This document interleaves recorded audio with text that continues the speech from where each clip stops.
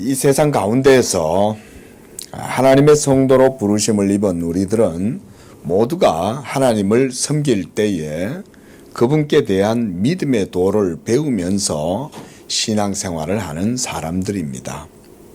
그래서 존 칼빈은 교회를 일컬어서 하나님 나라의 도를 배우는 훈련 학교다 이렇게 표현을 했습니다. 우리가 하나님 나라의 도를 이 세상 어디에서도 배울 수 없지 않습니까? 오직 하나님의 교회에서만이 배울 수 있는 것이 바로 그 그리스도의 훈련 학교인 것입니다. 그리고 성도의 삶 전체의 생애의 과정도 이런 하나님의 도를 배워가는 과정이라고 할 수가 있습니다. 예수 믿는 여러분들의 삶의 모든 과정, 그것도 하나님의 도를 그 가운데에서 배워가는 것입니다. 믿으시기 바랍니다. 그냥 내가 신앙의 삶을 산다 이렇게 하면 물론 그것도 틀린 말은 아니지만 그런 신앙의 삶을 살아가는 과정 속에 성도는 하나님의 진리를 배워가는 것입니다. 성화의 기본적이고 핵심적인 원리는 뭐냐면 지식입니다. 지식이 없이는 여러분들의 영혼이 변화되지 않습니다. 지식이 없이는 우리의 영혼의 성화는 일어나지 않습니다. 이거는 목사님들도 마찬가지입니다. 왜냐하면 목사님들도 신앙인이잖아요. 그렇죠? 목사님도 믿음이 있으면 당연히 그 지식으로 성화가 되는 것입니다. 목사는 목사로서의 성화가 또 있어요. 우리 성도님들도 여러분들 각각이 모두가 다 저마다의 성화의 삶을 있고 목사라고 해서 성화가 없는 게 아니에요. 여러분 목사는 완전한 사람이 아니죠. 목사도 온전함으로 날마다 나아가는데 그렇게 점진적으로 성화를 이루려면 뭐가 있어야 되냐? 지식이 있어야 합니다. 그래서 목사님들도 항상 이 바른 신앙의 고백을 하나님 앞에서 하려고 애를 써야 돼요. 우리가 그래서 말하자면 그냥 투박하게 말하면 사도신경도 날마다 목사님들이 그래서 고백해야 되는 거예요. 목사님들도. 왜냐하면 우리가 온전한 믿음이 이루어지려면 쉽지 않기 때문에 그런 거예요. 자, 이렇게 하나님을 믿고 섬길 때에 우리가 이렇게 하나님 나라의 도를 배워야 한다. 이 말인즉 그러니까 신앙생활이라는 것은 여러분들의 본성이 시키는 대로 하나님을 섬기는 것이 아니라는 거예요. 우리가 자칫 이런 오해를 할 수가 있습니다. 그렇죠? 내 열심과 내 의지와 내 선행으로 하나님을 섬기겠다. 이게 어떻게 보면 맞는 말 같거든요. 근데 여러분 여기에 속으면 안 돼요. 그게 아니에요. 물론 여러분들의 의지와 여러분들의 열심과 여러분들의 열정, 선행이 귀하고 그것은 뭐 나쁠 일은 아니죠. 하지만 우리가 그런 것을 기초로 해서 하나님을 알아가거나 성화의 삶이 이루어지는 것은 아닙니다. 그래서 우리가 하나님을 섬기는 것도 내 방식대로 내 열정대로 그렇게 해서 하나님을 섬기는 것은 엄밀히 말하면 불법이에요. 엄밀히 말하면 불의한 것입니다.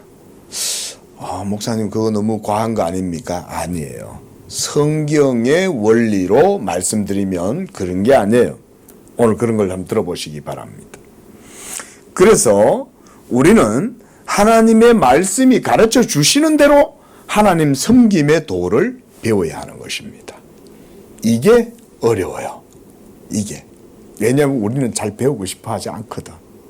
우리는 남 말 듣고 싶어 하지 않고 내가 원하는 대로 하고 싶거든. 심지어 내 마음이 하나님을 섬기겠다는데 하나님 섬기는데 무슨 규칙이 있어? 저 남상수 목사 교조주의 같아. 예? 도구마 같은 거 그런 거 차가운 걸 가지고 신도들한테 강요를 해갖고 그런 식으로 하나님을 섬기게 하냐? 자칫 이렇게 여러분들이 오해를 하실 수가 있습니다. 여러분 절대 그런 게 아닙니다. 하나님은 모든 것들이 하나님의 의로우심 가운데에 우리에게 은혜를 베풀어 주시기 때문에 여러분들이 이 하나님의 도, 하나님의 의로우심을 배우지 않고서는 여러분들의 예배와 삶이 온전하게 하나님의 기준에 합당하게 예배를 드릴 수가 없습니다.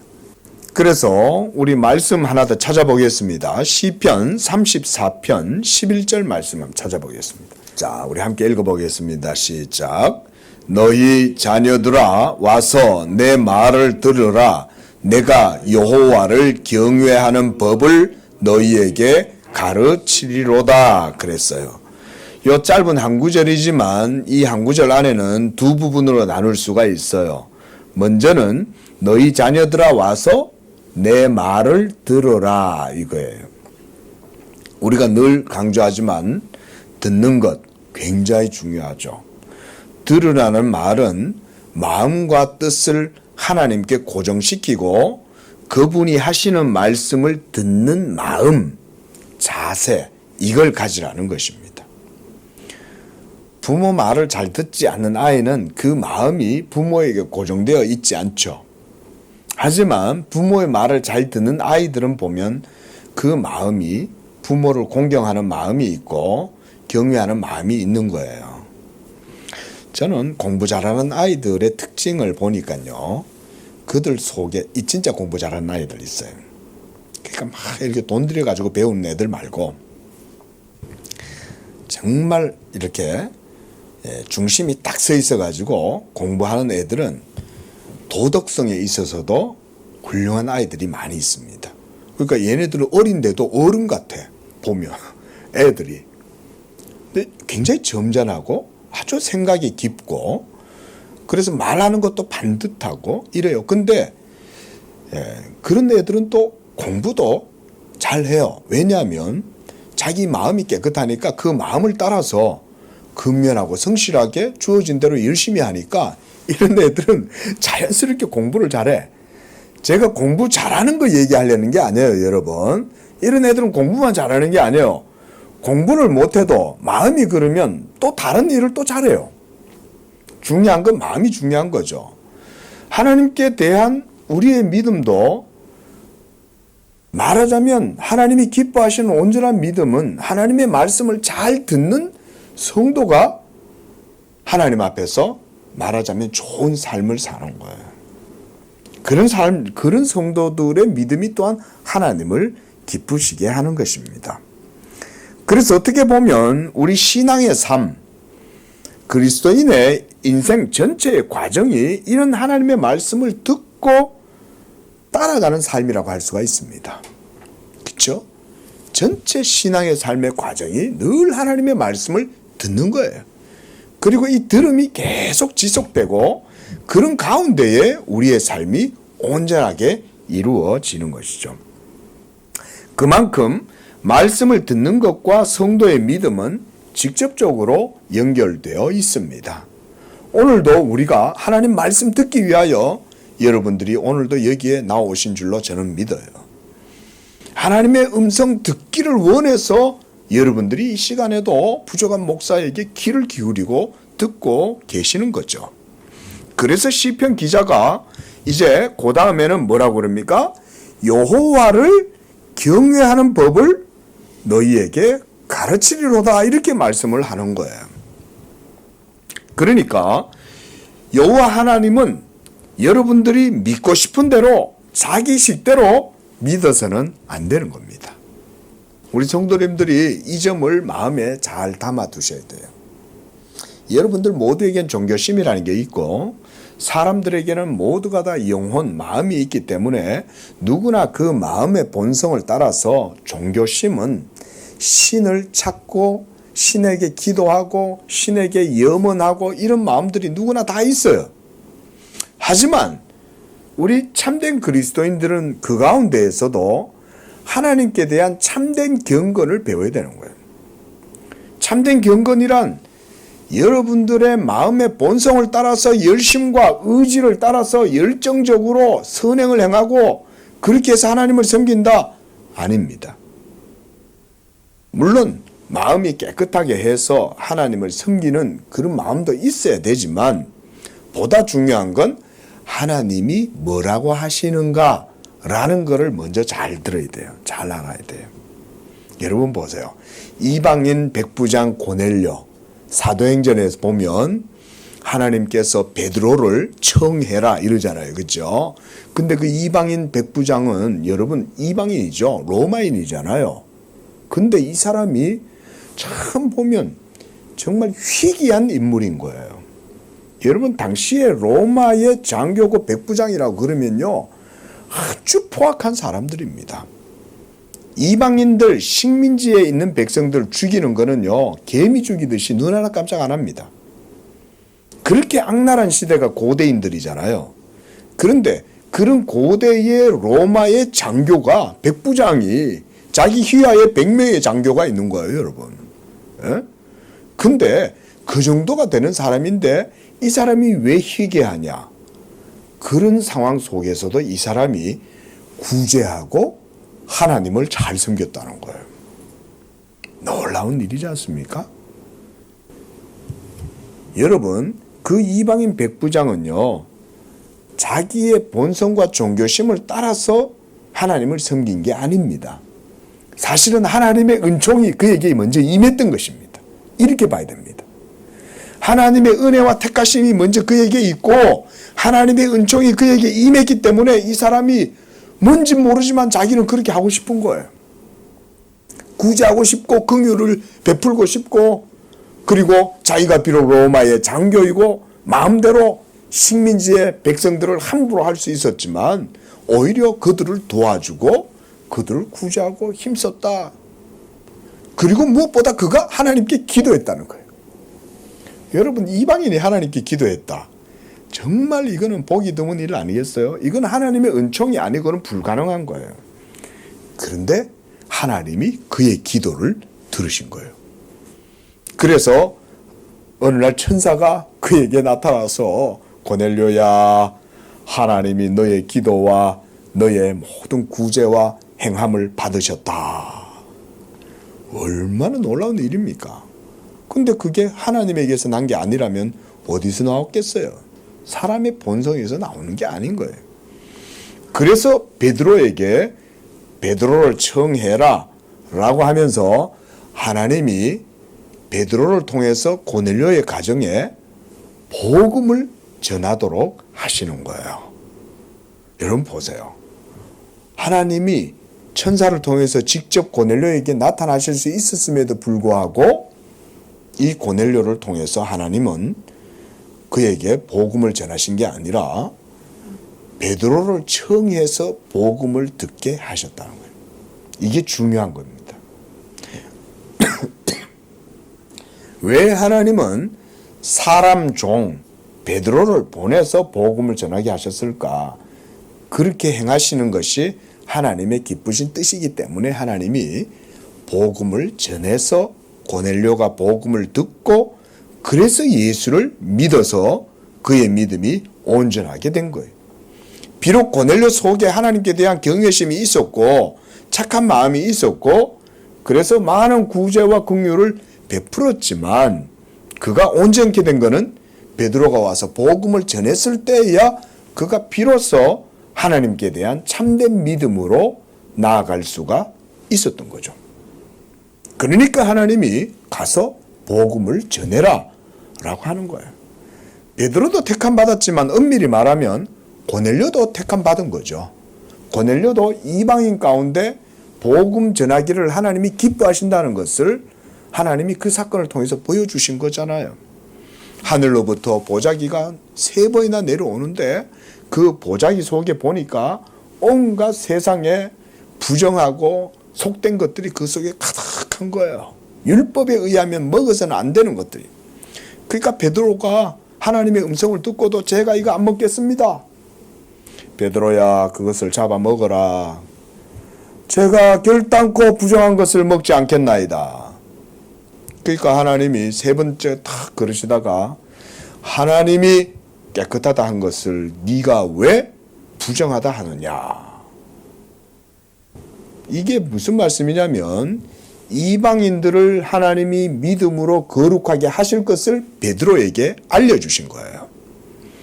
우리 이방인들은 다 유대인들의 입장에서 보면 이방인들 속된 사람들이잖아요.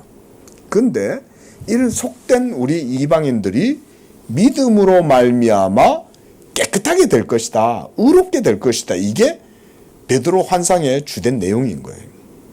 그래서 복음을 전해서 그것을 듣고 그 복음을 듣고 믿음으로 우리가 하나님께 깨끗해지고 의롭게 되어진다는 것을 이 사건이 보여준 것이죠.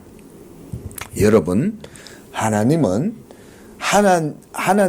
여러분들이 믿고 싶은 방법대로 하나님을 섬기는 게 아닙니다. 그래서 믿음에도 도가 있는 거예요. 믿음에도 도가 있다. 자기 식대로 믿고 싶은 이걸 우리말로 우리가 그런 말이 있죠. 이게 무슨 복음입니까? 내가 복음이죠. 내가 복음이에요. 내가 복음. 이렇게 믿으면 안 된다는 거예요. 목사님들이 만들어낸 말이거든요. 왜냐하면 성도들이 아무리 말씀 가르쳐도 말씀대로 안 믿고 자기 식대로 하나님을 믿겠다고 하니까 그게 바로 내가 복음이다. 하나님 말씀대로 믿으라. 성경이 증거하는 바 예수 그리스도의 복음을 그래서 먼저 잘 들어야 됩니다. 우리 양재교회도 그래서 복음을 잘 전하려고 애를 쓰는 거예요.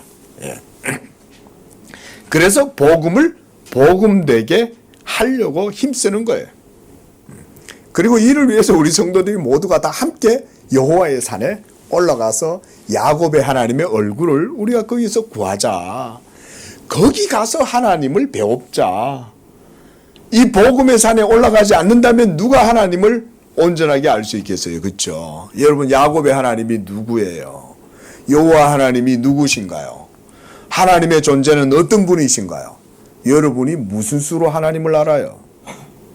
그렇죠? 하나님의 말씀을 듣고 그의 방식대로 그의 도를 따라 여호와에 대한 가르침을 받아야, 그래야 우리가 하나님을 알고 그 하나님을 알아야 하나님께 대한 예배도 온전한 예배가 되는 거죠. 오늘날 이곳에 우리가 눈에 하나님이 보이지 않지만 왜 여기에 지금 우리가 이 예배를 하나님이 받으신다고 여러분들이 믿습니까? 왜 그렇게 여러분들이 믿고 확신해요? 하나님의 말씀이 있고 그 말씀을 여러분들이 들었을 때 여러분들의 영혼이 그 말씀이 참되다 아멘 하는 거 아니에요? 그럴 때 그 예배를 통해서 하나님이 영광을 받으시는 것입니다. 여러분, 이런 게 우리 말하자면 장로교회의 바른 예배관인 거예요. 믿으시기 바랍니다. 하나님이 기뻐하시는 예배가 있어요. 그러니까 여러분들은 그걸 아셔야 되는 거예요. 하나님이 기뻐하시는 예배가 있다, 이걸 알아야 돼요. 하지만 세상에 많은 사람들, 아이 무슨 말이야, 교리, 심지어 목사님들조차도 어떤 분들은 교리 얘기하면 성도들 떨어져 나가니까 교리 가르치면 안 돼, 이런 분도 있어요. 아니에요. 여러분, 하나님이 받으시는 예배가 있습니다. 그 예배는 신령과 진리로 드리는 예배요, 그 예배 가운데는 지식이 있는 거예요. 그래서 지식으로 하나님을 영화롭게 하는 것입니다. 오늘 그 믿음의 도에 대한 말씀들을 여러분들에게 증거를 하는 것입니다. 우리가 일반적으로 구약 성경에서 하나님을 믿는다, 이런 표현을 보기가 쉽지가 않죠. 여러분, 구약 성경을 읽어보시면 믿음이란 단어는 거의 찾기 힘들어요. 아마 딱 3번, 성경에 검색하면 한 3번 정도 나와요. 믿는다 이런 표현이 있어요, 동사 형태에. 그러나 명사 형태의 믿음이란 단어는 거의 찾아보기 힘들어요. 하박국서에서 한번 나오고 사무엘서에서 한번 나오고 또 다니엘서에서도 믿음이란 표현이 있습니다. 하나님을, 그 세 친구들이 하나님을 믿었다, 이런 말은 있어요. 그만큼 구약 성경에서는 믿음이란 단어, 믿는다라는 이 표현을 보기가 쉽지 않으니까 조금 이게 이제 때때로 성도들이 성경을 보다 보면 이게 믿음에 대해서 이게 이해가 잘 안 되는 거예요. 특히 구약 성경을 읽다 보면 구약 성경이 잘 이해가 안 되는 거예요. 구약 성경 속에 믿음에 대한 교리 내용이 없잖아요. 그렇죠? 제가 왜 그럴까 이렇게 봤더니요. 믿음의 주이신 예수님이 아직은 그때 당시에는 오시지 않았기 때문에 믿음이란 단어가 성경의 수로 속에 구체적으로 명시가 되지 않은 거예요. 믿음의 주님, 믿음의 대상이신 예수님이 구약시대 때 확연하게 드러났다면 그 예수에 대한 믿음을 아마 분명히 말했을 거예요. 그렇죠? 근데 율법은 그리스도를 지시하고 보여주는 것이기는 하지만 율법 그 자체는 실체가 아니죠. 율법은 장차 오실 그리스도에 대한 모형이고 상징이고 그림자잖아요. 그러니까 믿음이란 단어가 구약시대 때는 그렇게 잘 쓰이지가 않았던 거예요. 이렇게 보면 신약 성경에서 사용되는 믿음이란 단어는 단순한 인간의 본성, 종교적 본성을 따르는 그런 용어가 아니라 성경 특유의 표현이라는 것을 우리가 알 수 있는 거예요. 믿습니까? 라고 얘기할 때는 뭘 믿는다는 거예요? 예수를 믿느냐? 이 말인 거죠. 하나님의 말씀을 믿느냐? 이 말인 거죠. 그렇죠? 그래서 나사렛 예수 이름으로 일어나 걸어라. 네가 믿느냐? 믿어라. 하는 이런 모든 신약의 표현들은 아주 특별한 표현이라는 것을 알 수가 있는 것입니다. 그래서 하나님께 대한 믿음이나 예수 그리스도를 믿는다라고 하는 이런 표현이 중요한 교리인 거예요, 사실은. 믿음이라는 표현 자체, 페이스, 빌리브 이런 단어 자체가 중요한 교리적인 표현인 거예요. 그래서 구약 성경에서는 믿음이 대신 이런 식으로 표현됐어요. 여호와 하나님을 경외한다, 의지한다, 섬긴다, 또 그분의 말씀을 듣는다, 순종한다, 주의 법을 사랑한다. 자, 이런 표현들이 모두 다 무슨 표현과 동일하다는 겁니까? 믿음이란 단어와 동일하다는 거예요. 의미적으로. 여호와 하나님을 믿으니까 그분을 의지하고 사랑하고 그분의 말씀을 듣죠. 그리고 그분의 말씀을 행하고 지키고 순종하는 거죠. 그런 게 모두가 다 구약시대 때도 그런 믿음으로 하나님을 섬겼던 거예요. 이해되시죠? 그렇죠? 그러니까 구약시대 때 성도들도 행위로 구원받았다라고 그래서 우리가 말하지 않는 거예요. 그들도 믿음으로 구원을 받았다라고 하는 거죠. 아브라함이 여호와를 믿으니 했을 때 그 믿음 속에는 여호와 하나님에 대한 경외가 다 있는 거예요. 하나님에 대한 사랑이 다 있는 거예요. 역으로 이걸 그대로 우리 신약 성도들의 삶에서도 여러분들이 예수님을 믿는다라고 할 때 그 믿음은 하나님 경외함이 그 속에 있는 거예요. 그렇죠? 예수님을 믿는데 하나님을 경외하지 않을 수 있어요? 예수님을 믿는데 하나님을 의지하지 않을 수가 있습니까?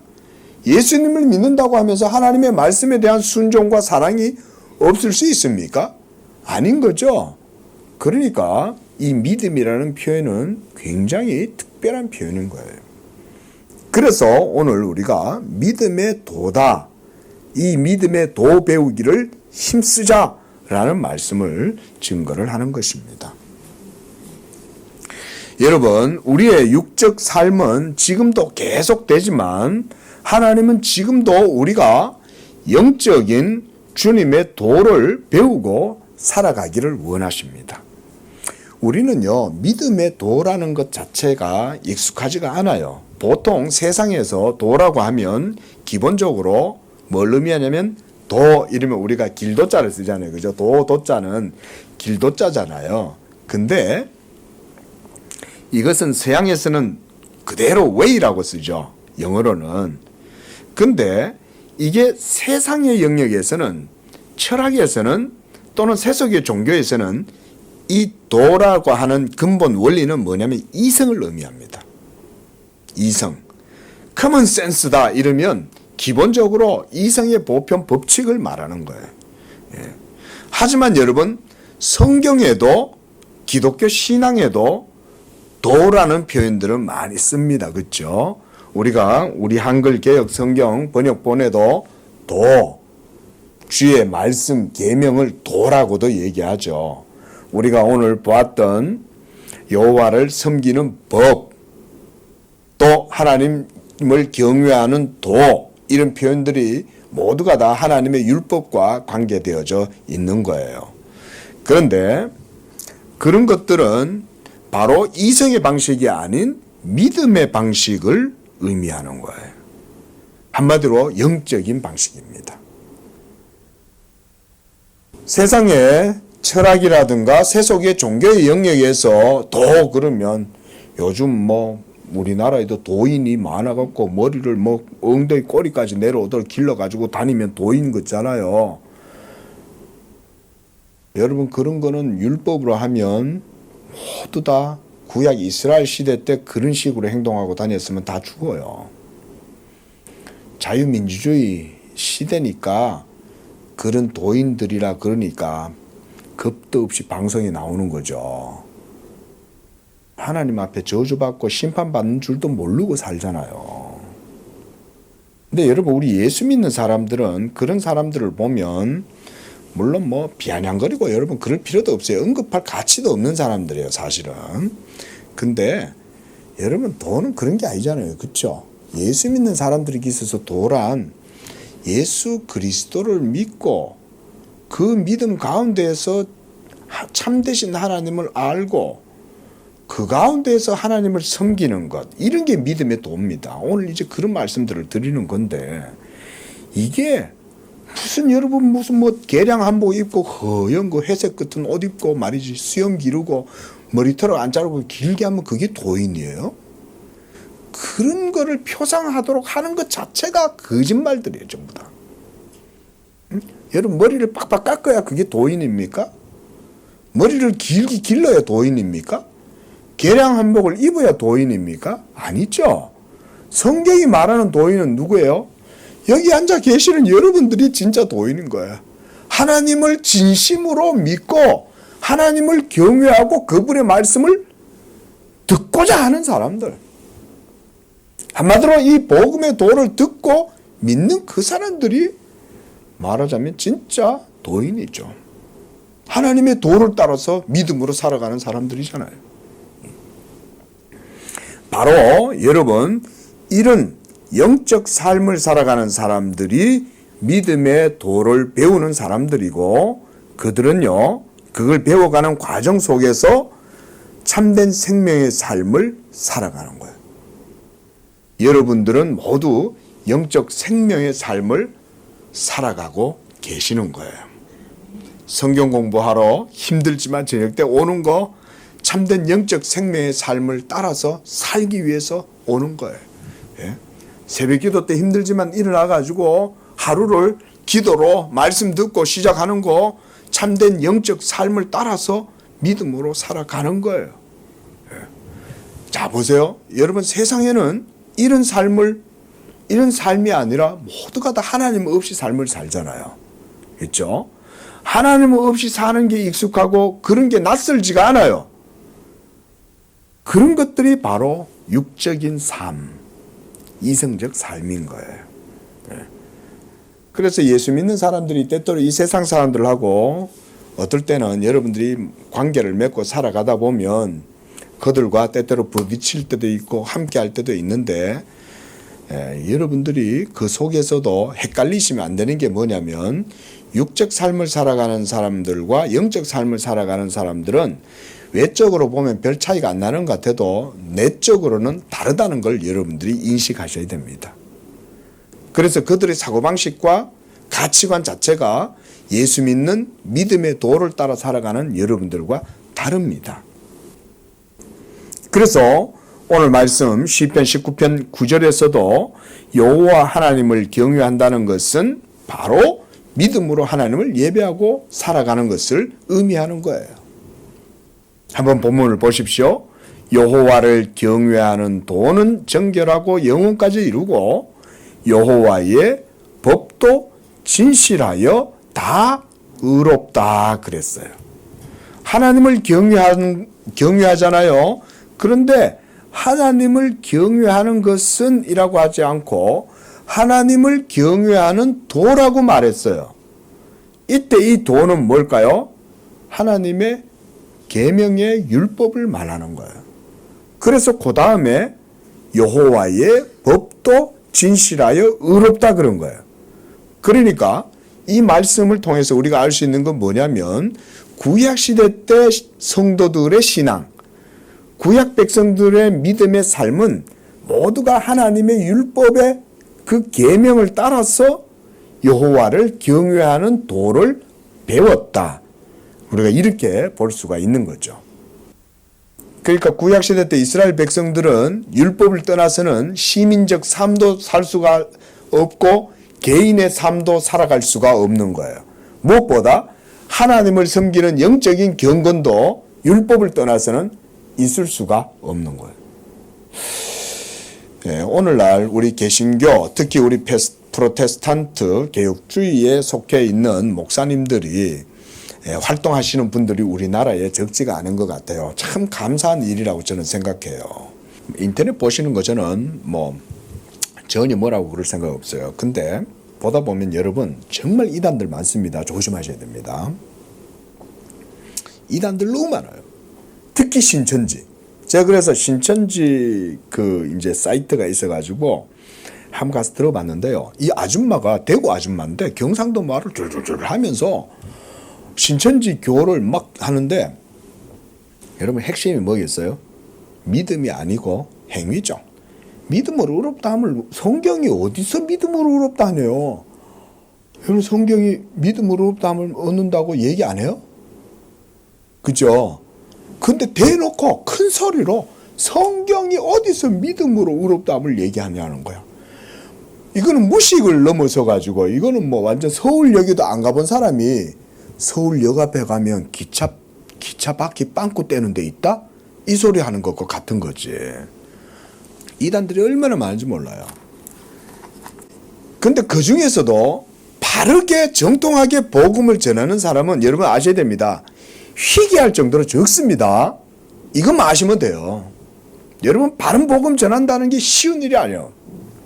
희귀합니다. 그런 사람들은. 근데 가끔 가다 보면 그래도 건전하고 그나마 건전하면 다행이에요. 건전하면 그 정도도 충분해. 사실은. 근데 여러분 우리 프로테스탄트들, 우리 개혁주의들은 하나님을 섬기는 이런 도에 있어 가지고도 하나님의 진리의 말씀을 강조하는 거예요. 근데 오늘날 경건이라고 하는 표현 자체도 굉장히 오해가 많이 돼 가지고 말하자면 하나님 말씀 묵상 이런 거 있잖아요. 그런 거에 대해서도 여러분 경계심을 가져야 됩니다. 요즘 보면은 그 이방의 아니면 로마 카톨릭의 영성 같은 것들이 개신교 안으로 막 스며들어와 가지고 여러분 마치 그 로마 카톨릭의 영성이 무슨 개신교보다 훨씬 고급스럽고 아주 고차원적인 어떤 것이냐 이런 식으로 생각하는 사람들이 들어 있습니다. 그게 여러분 우리 개신교 속에 많이 스며들어 있는데 여러분 관상기도 이런 거 들어보셨어요? 관상기도도 그런 것 가운데 하나입니다. 옛날에 디아스테라스 이런 이단들도 다 그렇지만은 여러분 항상 조심하셔야 돼요. 그래서 우리 성도님들은 가급적 영성, 스피리추얼리티 이런 거는 쓰시지 마세요. 영성이라는 단어는 여러분들이 저는 안 쓰셨으면 좋겠어요. 우리 성도님들 기도하실 때도 영성이란 단어는 빼세요. 영성이라는 단어 자체는 경건이란 단어가 틀려요. 그래서 영성이란 단어에 경건을 대입시켜 넣으세요. 바꾸세요. 경건으로. 그래서 우리 성도들이 경건한 영성이 아니고 그리스도인들이 이 땅에서 거룩한 영성으로 이런 표현 쓰면 안 돼요. 거룩한 경건으로 이렇게 바꾸면 돼요. 경건이란 경자잖아요. 세울 건자잖아요. 하나님께 대한 그분을 두려워한다는 말이잖아요. 하나님을 두려워하는 그런 경건한 마음으로 이렇게 해야 되는 거고, 영성이란 말은 우리 속의 자질을 말하는 거예요. 그러면 그런 것들은 바른 믿음의 도에 합당하지 않는 거예요. 그 영성을 추구하면 결국은 말씀을 벗어나요.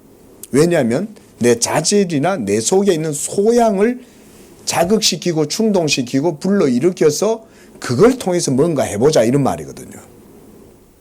그런 것들이 말하자면 로열라 영성이든 로마 캐톨릭이라든가 성공회라든가 이런 데서 하는 영성 운동이 그런 식인 거예요. 이거를 여러분 영성이라고 그러니까 뭔가 맞는 것처럼 생각되지만 그러면 모두 그게 잘못되는 거예요. 나중에는. 그래서 본문 말씀에서도 여호와를 경외하는 도다. 또 여호와의 법도 진실하고 의롭다라고 이렇게 말씀하는 것입니다. 그리고 우리가 보았듯이 시편 34편 우리가 아까 찾아봤죠. 여호와를 경외하는 법, 하나님을 경외하는 법인 거예요. 아무렇게나 하나님을 경외하는 게 아닌 거야. 하나님을 경외할 때는 하나님의 법대로 하나님을 경외해야 돼. 자, 그래서요, 제가 믿음으로 살아가는 방식을 이 도를 배움에 있어서 우리 성도님들에게 세 가지를 간략하게 말씀드리고 말씀을 마치려고 합니다. 첫째로 원리가 하나님의 말씀을 믿는 것이 믿음의 도를 배우는 것의 가장 근본이에요. 하나님의 말씀을 믿음. 하나님의 말씀을 믿는다고 할 때 구약시대 때는 그것이 무엇이었습니까? 율법이죠. 신약시대 때는 뭐예요?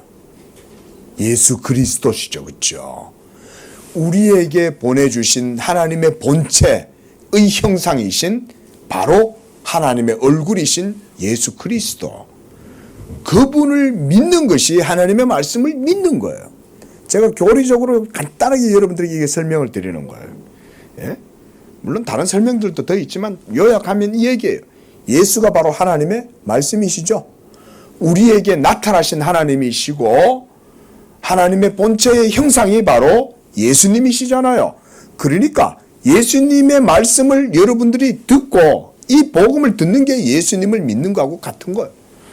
그러니까 목사는 그래서 복음을 전해야 된다는 거예요. 복음을 전하면 성도들은 그 복음 들음을 통해서 누굴 보는 거예요? 예수님을 보는 거예요. 예수님을. 그래서 거기에서 여러분들에게 이제는 믿음이라는 단어가 주요한 교리적인 용어로 쓰이는 거예요. 왜냐하면 예수가 전해지니까. 그러면 이제 예수를 믿는다 이렇게 될 거 아니에요. 그렇죠? 예. 그래서 예수를 우리 믿음의 주님으로 하나님이 세우시고 그래서 하나님은 그를 통해서 이제 우리에게 말씀하신다. 구약시대 때는 하나님이 율법으로 이스라엘 백성들에게 말씀해 주셨어요. 그런데 이 율법을 통해서 말씀하시는 하나님은 너무 두려운 거예요. 함부로 그 하나님 앞에 범접할 수가 없어요. 그렇죠? 그래서 하나님이 모세에게 율법을 증거할 때 율법의 말씀을 모세에게 해줄 때 시내산 주변에 함부로 가면 죽는 거예요. 심지어 여호와의 율법이 딱 안장되어 있는 그 법궤가 있는 성전에 함부로 들락날락 그러면 죽는 거예요. 그만큼 하나님은 엄해하고 두려운 분이시죠. 근데 신약의 시대 때는 하나님이 이제 어떻게 말씀하신다?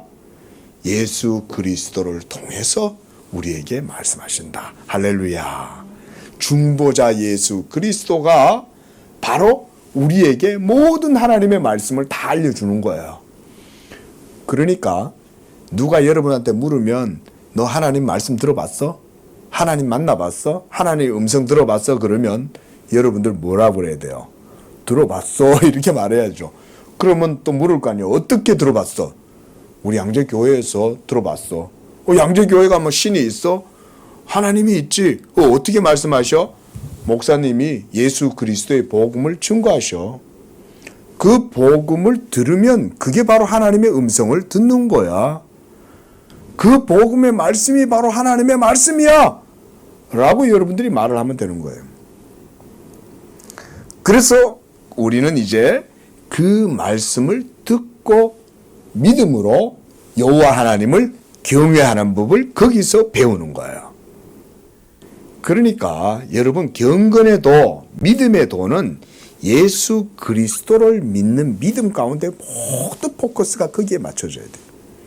그러면 예수 그리스도를 통해서 여러분에게 말씀하시는 하나님의 말씀을 그리스도를 믿는 믿음 안에서 여러분들이 듣는 거예요. 알아가는 거예요. 그리고 하나님과 깊은 교통 가운데로 나아가는 것입니다. 둘째 원리는 하나님의 말씀을 아는 거예요. 여러분 믿음과 알면 떨어지지 않습니다. 이게 이제 우리 개신교 신학이고 정통 신학이 이래요. 어거스틴도 이 얘기를 했고 교부들도 이 얘기를 했고 모든 탁월한 신학자들도 믿는 것과 아는 것은 다 하나라고 그랬어요. 그래서 에베소서 4장 13절에서 사도 바울은 우리가 다 하나님의 아들을 믿는 것과 아는 일에 하나가 되어야 된다 이렇게 말씀했어요. 왜냐하면 하나님이 이 모든 날 마지막에 누구를 통해서? 아들을 통해서 우리에게 말씀하셨기 때문에 그 아들을 믿는 것이 바로 하나님을 믿는 것이 되고 또 그 아들의 음성을 듣는 것이 하나님의 음성을 듣는 것인 줄로 믿습니다. 이런 게 성경이 말하는 신앙, 믿음의 도의 원리인 거예요. 조금 시원하게 이해가 되십니까? 예. 하나님 눈에 안 보인다고 해서 말씀 안 하시는 분이 아닌 거예요. 하나님이 성경을 떠나서 말씀을 하면 우리는 그 말씀을 인식할 수가 없어요. 물론 말씀하실 수는 있죠. 근데 오죽하면 하나님의 음성이 너무 대단하니까 천사들을 보내시겠냐 이건 거예요. 고넬료한테.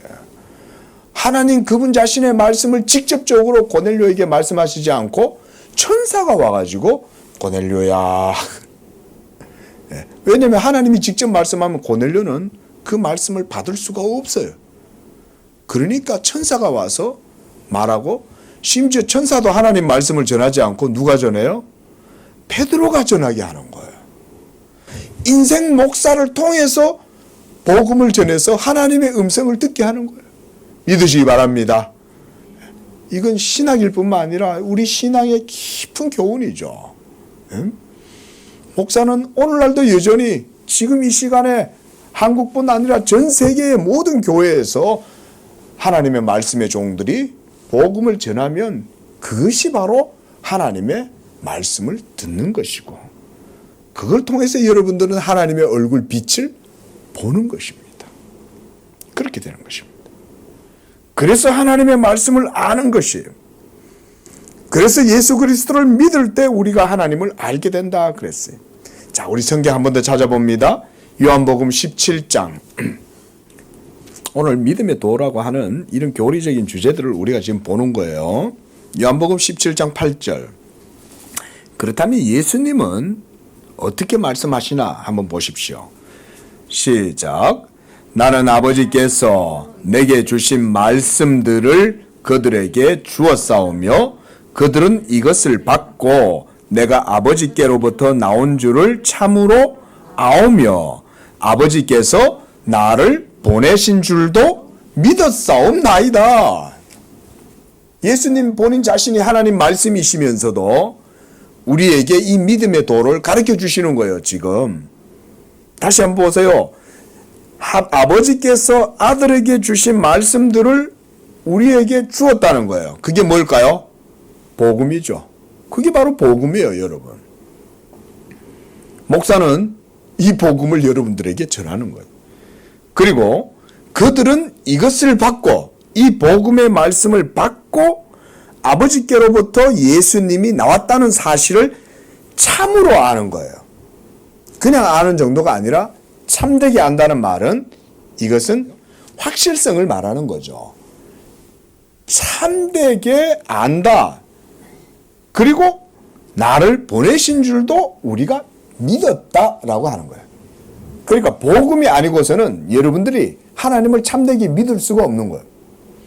예수님이 아니고서는 여러분은 하나님을 알 수도 없고 하나님의 음성을 들을 수도 없어요. 만약 여러분들이 율법을 통해서 듣겠다? 그럼 다 죽는 거예요. 말하자면 제가 좀 거칠게 얘기해서 죄송합니다만은 율법은 그런 거예요. 누가 율법을 함부로 범접해갖고 율법을 통해서 하나님 음성을 듣겠다는 거예요. 예? 겁도 없이. 자기가 자신이 있다는 얘기잖아요. 하나님의 거룩하신 영광 앞에서 나는 전혀 거리낄 게 없어. 이 말이잖아요. 거리낄 게 없는 사람이 이 세상에 있어요? 겁도 없이 하나님의 율법 앞으로 나아가겠다? 이거는 무지한 거예요. 하나님은 시내 산에서 여호와가 임재했을 때 생각 없는 말이나 가축들도 시내산 가까이서 오면 여호와의 그 율법이 엄해함으로 인해서 죽임을 당한다 그랬어요. 아니 그 당나귀가 뭔 생각이 있겠어요. 미련한 똥키가 아무 생각 없이 그냥 왔다가 근데도 여호와의 율법의 엄해하심 때문에 죽임을 당하는 거죠. 누가 함부로 율법 가까이 나가 자신 있게 자기의 의를 내놓을 수 있어요. 네? 그렇죠? 예수 그리스도가 아니고는 하나님께로 나아갈 수 있는 사람은 아무도 없어요. 오직 그 중보자 그리스도의 은총을 힘입을 때에만이 우리가 하나님의 얼굴을 보고 하나님의 음성을 듣고 또한 그 하나님을 참되게 아는 거예요. 하나님을 우리가 안다라고 얘기할 때는 그래서 우리는 거기에서만 진정으로 하나님을 참되게 안다고 말할 수 있는 거예요. 이 세상에서는요, 신의 존재를 알 수 있냐 없느냐 이런 거에 대해서 막 말하자면 불가지론자들 이런 사람들이 있잖아요. 예? 신을 우리가 어떻게 알아? 맞아요. 이성적으로는 신을 알 수 없어요. 거듭나지 않고서는 하나님을 알 수 없어요. 이제 우리는 중보자 예수 그리스도를 통해서만 나아가면 하나님을 알 수 있어요. 그것도 참으로 알 수 있어요. 한 번 더 봅니다. 요한복음 17장 이번에는 21절 보세요. 시작.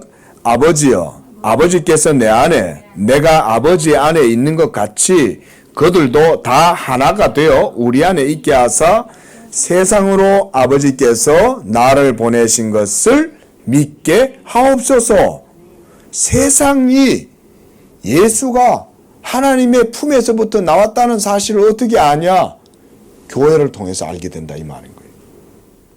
그래서 그들도 우리와 하나가 되어 이 양재교회 모든 성도들이 그리스도 안에서 믿음으로 하나님의 식구가 되면 이 양재교회를 통해서 세상도 예수가 하나님께로부터 왔다는 것을 알게 된다 그 말이에요.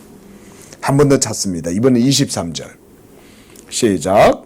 곧 내가 그들 안에 있고 아버지께서 내 안에 계시어 그들로 온전함을 이루어 하나가 되게 하려 함은 아버지께서 나를 보내신 것과 또 나를 사랑하심 같이 그들도 사랑하신 것을 세상으로 알게 하려 함이로소이다. 여러분, 하나님은 알 수 있습니다. 어떻게? 예수를 통해서 이렇게 하면 돼요. 예수가 아니고는 하나님을 알 수 없어요. 예수가 아니고는 하나님을 섬길 수가 없어요. 예수는 안 믿고 정한수 떠다놓고 내가 간절히 우주를 향해서 염원하겠다. 그러면 우주도 듣는다.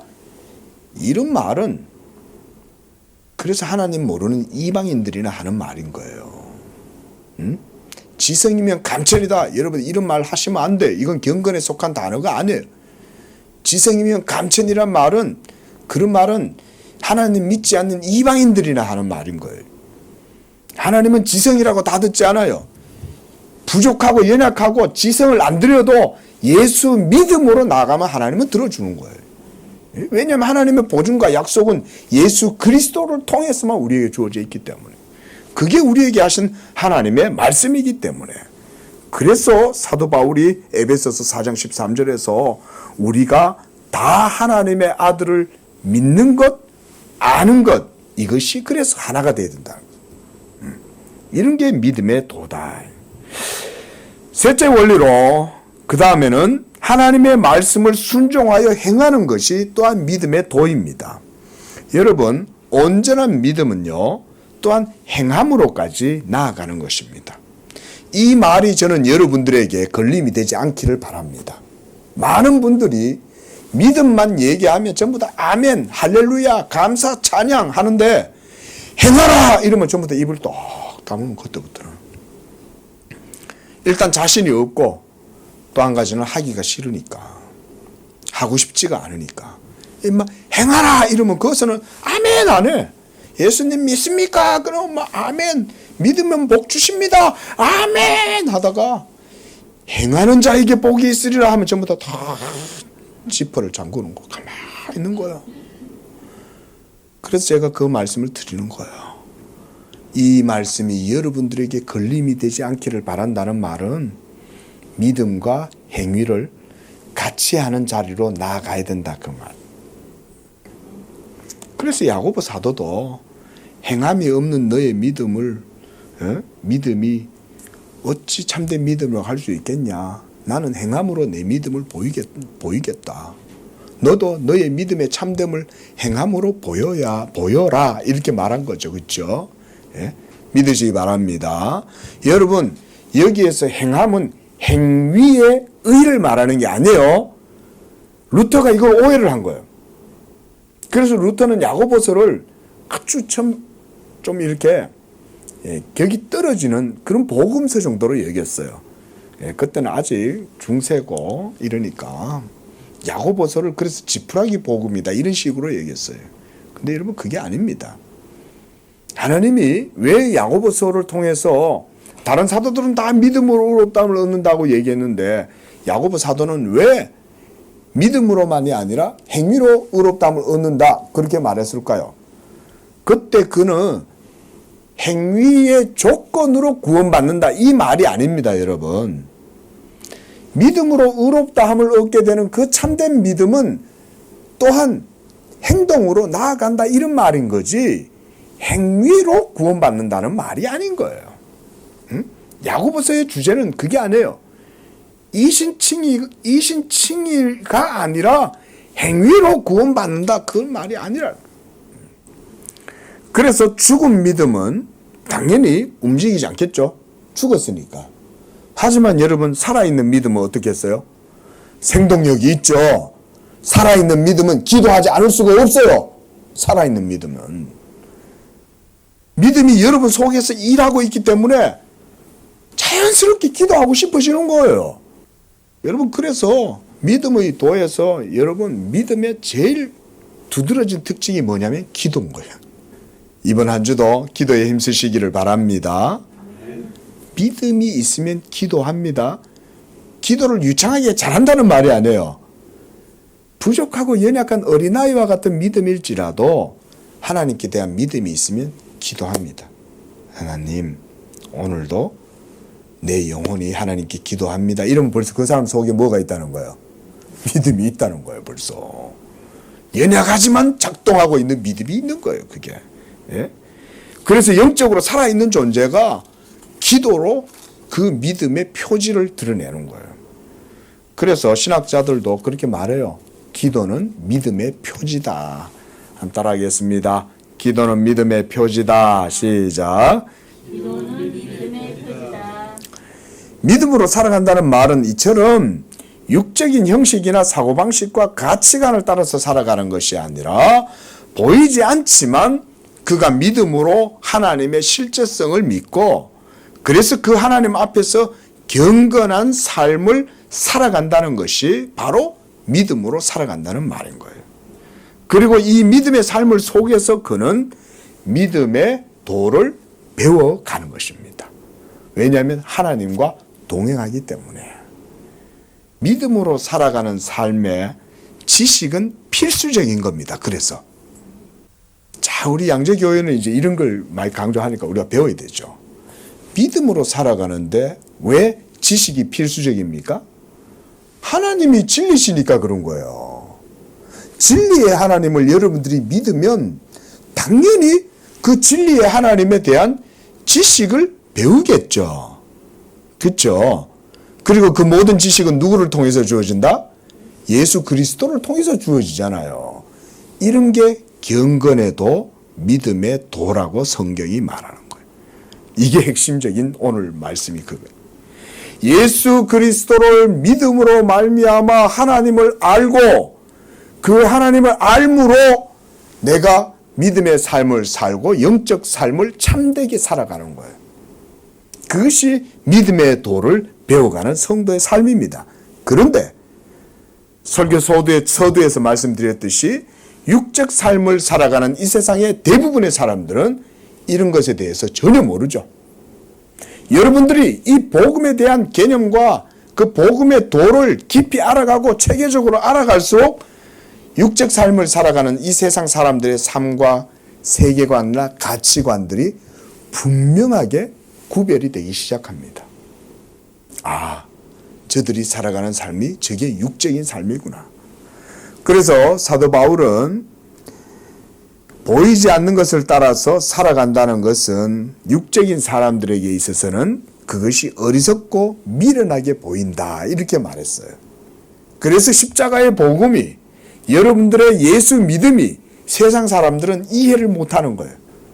여러분들은 지식을 따라 살아가지만 그 사람들은 이성을 따라 살아갈 뿐인 거예요. 이성을 따라 살아가는 것을 여러분 합리적이다라고 데카르트가 말했다고 여러분들이 그걸 그대로 받아들이시면 안 돼요. 이성을 따라서 살아가는 건 그저 육적 본성을 따라 살아가는 거지, 그걸 굳이 거다가 이성이라고 이름 붙일 필요는 없어요. 지식을 따라서 살아가는 것은 영적으로 믿음으로 깨어서 하나님을 믿고 살아가는 것, 그게 바로 믿음의 도의 삶인 거예요. 정리하자면 믿음의 도란 곧 여호와를 경외하는 것이요, 하나님을 아는 것과 같은 것입니다. 그래서 시편 말씀처럼 여호와를 경외하는 법을 가르치리라 라고 말씀하신 거예요. 가르치니까 우리는 이제 배울 수가 있는 거죠.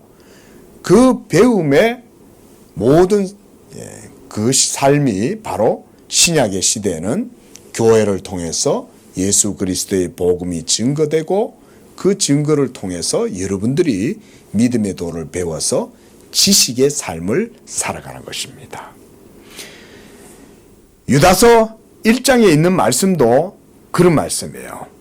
단번에 주신 믿음의 도다라고 하는 이 말은 근본적으로 예수 그리스도의 복음 진리를 믿음으로 하나님과의 영적인 관계를 이루고 그 가운데에서 화목하게 되고 죄사함과 의롭다함을 얻게 되어 구원을 얻게 되는 도, 이것이 단번에 주신 믿음의 도라는 말의 의미입니다.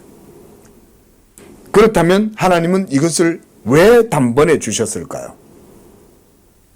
단번에 주셨다라고 하는 이 말은 그 하나의 믿음, 예수 믿음 안에 하나님께 대한 모든 섬김의 도, 진리의 방식이 믿음 속에 다 들어있다, 이 말입니다.